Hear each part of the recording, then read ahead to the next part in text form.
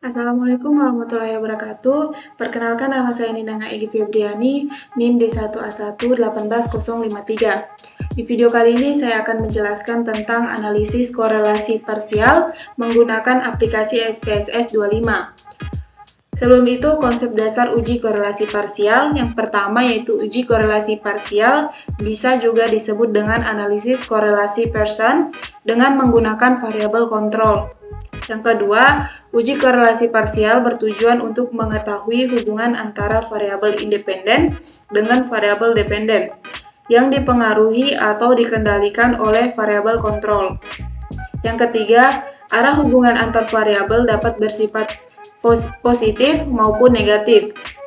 Yang keempat, uji korelasi parsial merupakan bagian dari statistik parametrik, maka asumsi normalitas data harus terpenuhi.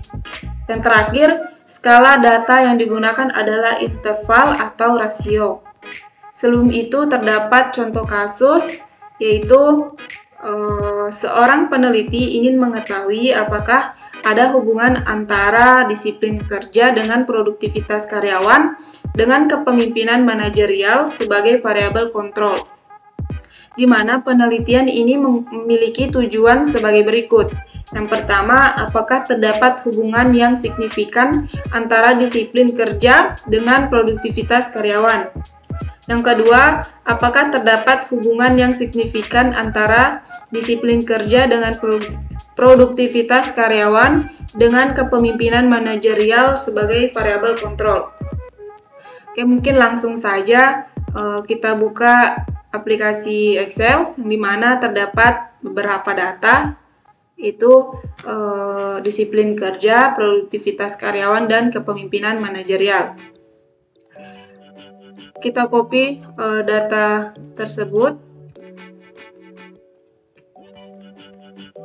lalu kita pindahkan di aplikasi SPSS.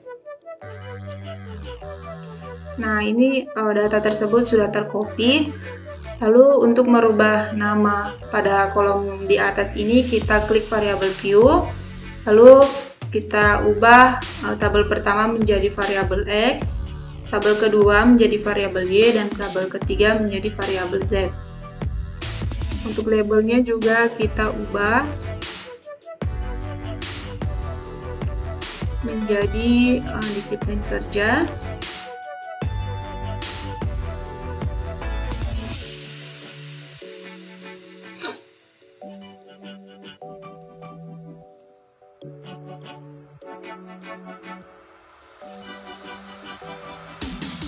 Di tabel kedua kita ubah menjadi produktivitas karyawan,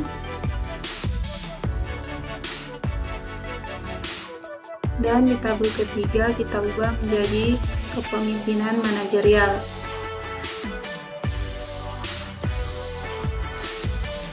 Setelah tabel name, dan tabel label telah terubah, kita klik analyze, kemudian kita cari correlation atau correlate, kemudian kita klik partial atau parsial. Lalu untuk disiplin kerja dan produktivitas karyawan kita pindahkan di kolom variables, dan kepemimpinan kita pindahkan di controlling for. Setelah itu kita klik option. Nah, kita klik di sini zero order correlation. Kemudian di sini kita klik exclude case pairwise. Kemudian kita continue. Kemudian kita klik OK. Nah, ini terdapat hasil output analisisnya. Untuk tabel output non-nya yaitu dapat dilihat nilai signifikan totalnya sebesar 0,000 atau lebih kecil dari 0,05 atau lebih kecil dari 0,005. 005 kan 05 sih? 05. Oke, ini hasil dari output analisisnya, yang dimana untuk non nilai signifikan totalnya yaitu sebesar 0,000 atau lebih kecil dari 0,05. dan nilai correlation koefisiennya sebesar 0,871, maka bisa disimpulkan bahwa variabel disiplin kerja memiliki hubungan yang sangat erat atau sangat kuat secara signifikan dengan variabel produktivitas karyawan. Ini hasil dari output analisisnya. Yaitu di sini terdapat output non, yang dimana nilai signifikan totalnya itu sebesar 0,000 atau lebih kecil dari 0,05, dan nilai correlation koefisiennya sebesar 0,871. Maka bisa disimpulkan bahwa variabel disiplin kerja memiliki hubungan yang sangat kuat secara signifikan terhadap variabel produktivitas karyawan tanpa adanya kontrol Z atau kepemimpinan manajerial. Nilai correlation bersifat positif memiliki arti semakin meningkat disiplinnya kerja, maka produktivitas karyawan juga akan meningkat. Nah, untuk output kepemimpinan manajerial dengan nilai correlation-nya sebesar 0,856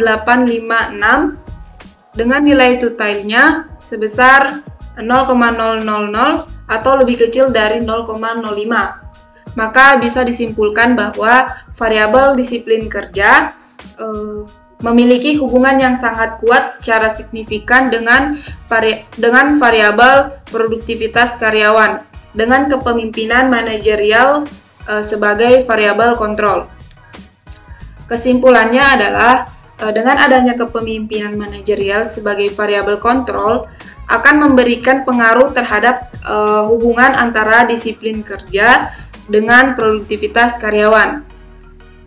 Itulah tadi penjelasan singkat saya tentang analisis korelasi parsial. Kurang lebihnya mohon dimaafkan. Akhir kata saya ucapkan terima kasih.